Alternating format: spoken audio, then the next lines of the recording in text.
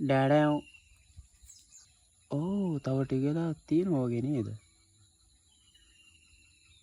මේ පිටිපස්සෙන් තියන්නේ ටයිමින් තියපු අපේ ටයිමින් බෝම්බ රතින්නේ. කොහේ හෝ සංගවා අපිට පැනගැනීමට කාලය ලබා දෙනවා මේ මෙන්න මේ හඳුන් කූර මගින්.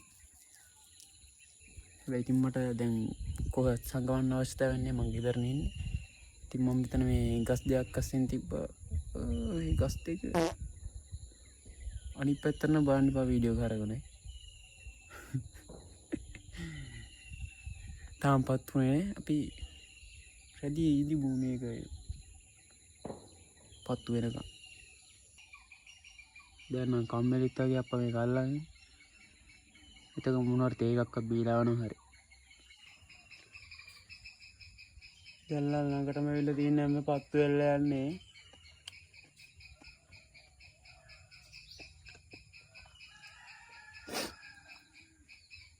තේ ටිකක් බීලා ඉන්න ප්‍රමාණය ඇති හැබැයිනේ.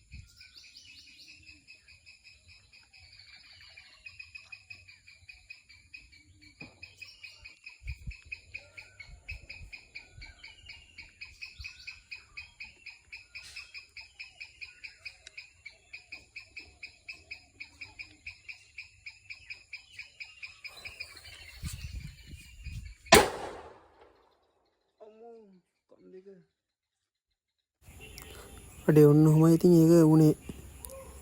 පත්තු වෙලා ගියා. එහෙනම් කට්ටියටම ජය වේවා. බයි බයි.